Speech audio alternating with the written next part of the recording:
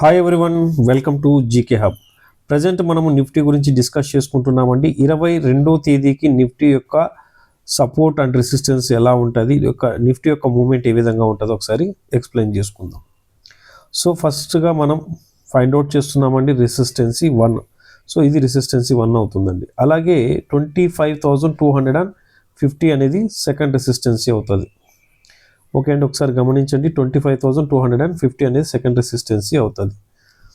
So ఈ రెసిస్టెన్సీకి మనం ఏం అప్లై చేస్తున్నామండి, రెడ్ కలర్తో ఇండికేట్ చేస్తున్నాం. 1 మినిట్ అండి. ఓకే, అలాగే సపోర్ట్కి మనం ఏం అప్లై చేస్తున్నామని ఒకసారి గమనించినట్లయితే ఈ వాల్యూ సపోర్ట్ అవుతుంది. సపోర్ట్కి గ్రీన్ కలర్ లైన్తో అప్లై చేస్తున్నాం. సో ఈ వాల్యూ మనం ఎందుకు సపోర్ట్గా తీసుకున్నాం, ఈ వాల్యూ ఎందుకు రెసిస్టెన్స్గా తీసుకున్నాం అనే విషయాన్ని నేను ఎక్స్ప్లెయిన్ చేసి చెప్తాను. ఓకే అండి, 24,986 అనుకుందాం. ఆల్మోస్ట్ ఈ వాల్యూ మనకు సపోర్ట్గా వర్క్ అవుతుంది.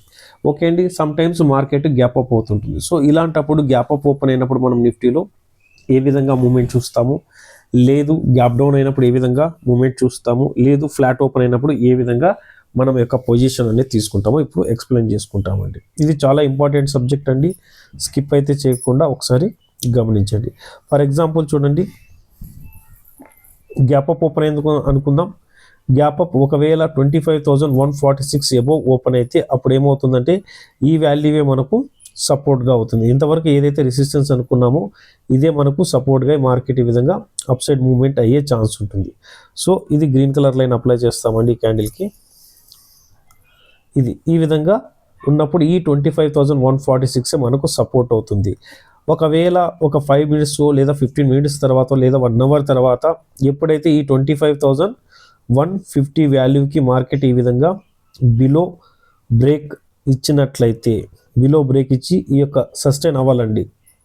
25,150 బిలో సస్టైన్ అయితే మళ్ళీ మనము ఫాల్ అనేది చూస్తాం. ఆల్మోస్ట్ ఆ ఫాల్ ఎక్కడి వరకు చూసే అవకాశాలు ఉంటాయంటే 25,037 వరకు చూస్తామండి.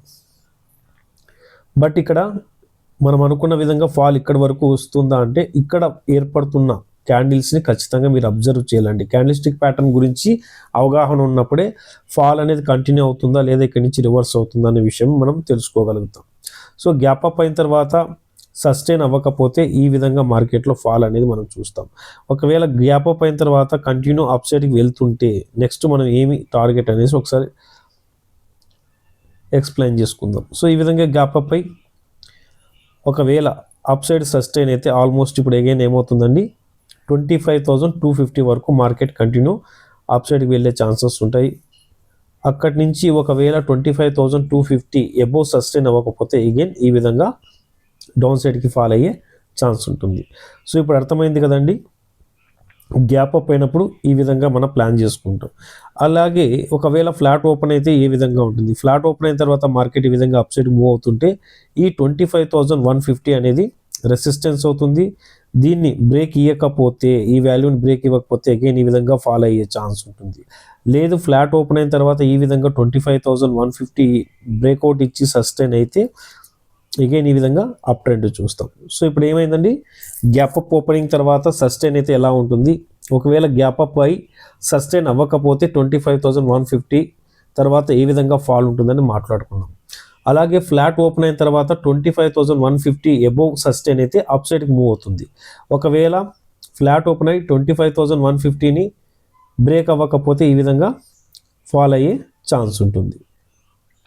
ఓకే అండి, ఇక్కడ దాకా అయింది. ఇప్పుడు నెక్స్ట్ గ్యాప్ డౌన్ గురించి డిస్కస్ చేసుకుందాం. గ్యాప్ డౌన్ ఒకవేళ ఈ విధంగా ఎక్కడన్నా వాల్యూ దగ్గర అయిందనుకోండి, ఇది మనకేమవుతుంది సపోర్ట్ అవుతుంది. ఈ యొక్క వాల్యూని రెస్పెక్ట్ చేయలేదనుకోండి ఫాల్ అనేది కంటిన్యూ ఉంటుంది. ఒకవేళ ఈ వాల్యూని గ్యాప్ డౌన్ అయిన తర్వాత ఈ వాల్యూని రెస్పెక్ట్ చేస్తే అగైన్ ఈ విధంగా అప్ సైడ్కి మూమెంట్ చూస్తాం. ఆ అప్ సైడ్కి మూమెంట్ చూస్తున్నప్పుడు ఏమవుతుంది 25,037 ఫస్ట్ రెసిస్టెన్స్ అవుతుంది. దీన్ని కూడా బ్రేక్ ఇచ్చి సస్టైన్ అయినట్లయితే ఆల్మోస్ట్ మళ్ళీ మనం స్టెప్ బై స్టెప్ అక్కడ ఏర్పడుతున్న క్యాండిల్స్ని గమనించండి. ఎవ్రీ క్యాండిల్ ప్రీవియస్ క్యాండిల్ కన్నా హై క్లోజ్ అవుతుంటే ట్రెండ్ అప్ ట్రెండే వెళ్తున్నట్లు. ఓకే ఫ్రెండ్స్, సో ఈ విధంగా గ్యాప్ డౌన్ అయినప్పుడు ఏ విధంగా ఉందో మనం గమనించినాం. ఓకే అండి, సో ఫ్లాట్ ఓపెన్ అయినప్పుడు ఏ విధంగా మార్కెట్లో మనం మూమెంట్ చూస్తామనేసి, అలాగే గ్యాప్ అప్ తర్వాత సస్టైన్ అయితే అప్ సైడ్ 25,250 వరకు వెళ్ళే ఛాన్స్ ఉంటుంది. గ్యాప్ అప్ అయిన తర్వాత సస్టైన్ అవ్వకపోతే 25,150 బిలో సస్టైన్ అయితే అగైన్ డౌన్ ట్రెండ్ చూస్తాము. సో ఈ విధంగా gap up and gap down ద్వారా మనం మార్కెట్లో ఏ విధంగా పొజిషన్ చూసుకుంటామనేసి ఆల్రెడీ మనం ఈ విధంగా ముందే ప్రిడిక్షన్ అనేది చేసుకుంటామండి.